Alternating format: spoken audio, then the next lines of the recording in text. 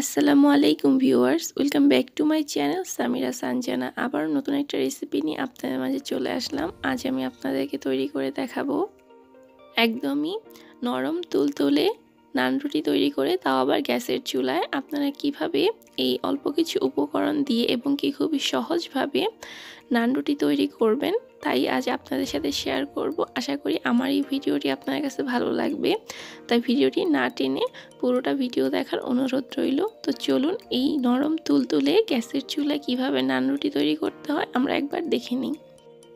এখানে আমি একটা কাচের মিক্সিং বল নিয়েছি, এর মধ্যে আমি 3 কাপ ময়দা দিয়ে দিব। আমি এখানে ময়দা নিচ্ছি, আপনারা চাইলে আটাও ব্যবহার করতে পারেন, কোনো সমস্যা নেই। তো এখানে আমি 3 কাপ ময়দা নিয়েছি। এখন আমি এর মধ্যে দিয়ে দিব 2 টেবিল চামচের মতো বাটার। এখানে আমি বাটার নিয়েছি, আপনারা চাইলে এখানে ঘিও ব্যবহার করতে পারেন, কোনো সমস্যা নেই। আর এখন আমি দিয়ে দিচ্ছি আরও লবণ, স্বাদ মতো। লবণটা বুঝে সুঝে দিবেন, আমি কিন্তু এখানে পুরোটা লবণ দিইনি, কিছুটা রেখে দিয়েছি। আর দিয়ে দিব 2 টেবিল চামচ রান্নার রেগুলার তেল। তেলটা আমি এখানে পুরো দিয়ে দিলাম। আর এখানে আমি নিয়েছি 2 টেবিল চামচ ইস্ট, এখানে আমি ইস্টটাও পুরো দিয়ে দিব। তো এখন আমি ভালোভাবে এই সবগুলো উপকরণকে ময়দার সাথে প্রথমে একটু মিক্সড করে নিব। তো এই পর্যায়ে আমার এখানে এগুলো মিক্সড করা হয়ে গেছে। আর এখন আমি নর্মাল তাপমাত্রার পানি দিয়ে ময়দাটাকে ভালোভাবে একটু একটু করে পানি নিয়ে এটাকে একটা ডো তৈরি করে নিব। আর ডোটা হতে হবে একদম একটা সফট একটা ডো। তো আমি একবারে পানি দিচ্ছি না, আমি সামান্য সামান্য পানি দিয়ে ডোটা তৈরি করব। তো ফিরে আসছি ডোটা তৈরি করার পর।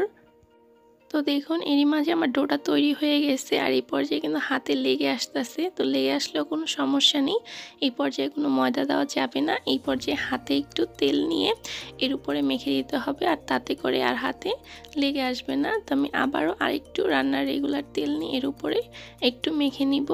আর দেখুন এখন কিন্তু একদমই হাতে লাগতেছে না এবং কি খুব ইজিভাবে উঠে আসতেছে। আর ডোটা কতটা সফট হয়েছে আপনারা দেখেই বুঝতে পারতেছেন। ঠিক এরকম একটা সফট একটা ডো হইতে হইব। তো এখানে আমার ডোটা তৈরি করা হয়ে গেছে। আর আমি এখানে একটা প্লাস্টিকের লাঞ্চ বক্স নিয়েছি, আমি এর মধ্যে ডোটাকে 1 ঘন্টার মতো রেখে দিব এটা খামির হওয়ার জন্য।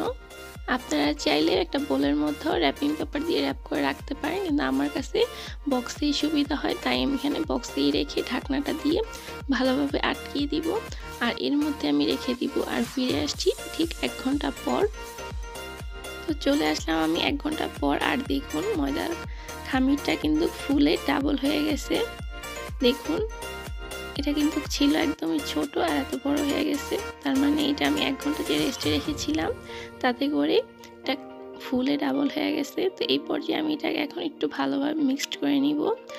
তো এটাকে আমি একটা গরম স্থানে রেখেছিলাম, যার কারণে এটা এইভাবে ফুলে গেছে। চেষ্টা করবেন অবশ্যই গরম কোনো স্থানে কিংবা চুলার পাশে রাখার জন্য, তাহলেই বেশি ভালো হয়। তো এই পর্যায়ে আমি এখানে একটা বোর্ডের উপরে নিয়ে ময়দাটাকে ভালোভাবে একটু মথে নিব। তো মথা হয়ে গেলে আমি এখানে গোলা করে নিব রুটি বানানোর জন্য।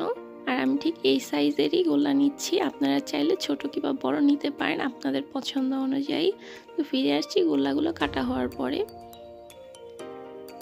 তো এখানে আমার 7টা গোলা তৈরি হয়েছে। আর আমি দেখুন এইভাবে কিভাবে এগুলোকে এখন গোলা করে নিব। ঠিক এভাবে ঘুরিয়ে ঘুরিয়ে উপর নিচ করে করে এগুলোকে গোলা করে নিতে হবে। আর এই ডোটা কিন্তু অনেক সফট, তাই একটু সাবধানে কাজটা করতে হবে, না হয়তো কি হবে যে হাতে লেগে যেতে পারে বা ছোট বড় হয়ে যেতে পারে। তাই সবগুলো একই সাইজে নিতে হবে। আর বেলার সময়ও একটু সাবধানে বেলতে হবে। তো এখানে আমি সবগুলো একই সাইজের করে নিয়েছি। দেখুন সবগুলো একই সাইজ করে এখন এগুলোকে আমি বেলে নিব। তো এগুলোকে এখন আমি একটা সাইডে রেখে দিব। সাইডে রেখে আমি একটা রুটি আপনাদেরকে বেলে দেখাবো। আমি এখানে একটা গোলার উপরে আমি ময়দা ছিটিয়ে দিয়েছি। আর এখন আমি একটা বেলুনের সাহায্যে এটাকে বেলে নিব। বেলার সময় কিন্তু একটু আস্তে সাবধানে বেলতে হবে।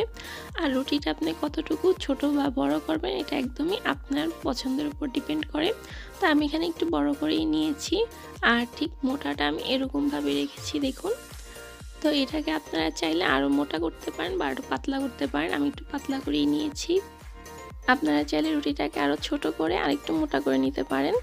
তো এখন এই পর্যায়ে আমি এটাকে চুলাতে একটা ননস্টিকের তাওয়া বসিয়ে দিয়েছিলাম, এর মধ্যে এখন আমি রুটিটা দিয়ে দিব। আর রুটিটাকে কয়েক সেকেন্ড ধরে ভেজে নিতে হবে। এভাবে একটা স্প্যাচুলার সাহায্যে এভাবে চেপে চেপে রুটিটা তৈরি করে নিতে হবে। তো দেখুন আমার এখানে একটা রুটি ভাজা হয়ে গেল আর কালারটা কিন্তু খুবই সুন্দর এসেছে।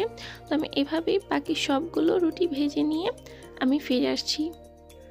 আর এই পর্যায়ে কিন্তু রুটিগুলো অনেক নরম থাকে, তাই তাওয়াতে দেওয়ার সময় একটু সাবধানে দিতে হবে, না হয়তো কী হবে যে এক হাতে যদি আপনি ধরেন তাহলে ছিঁড়ে যাওয়ার সম্ভাবনা থাকে।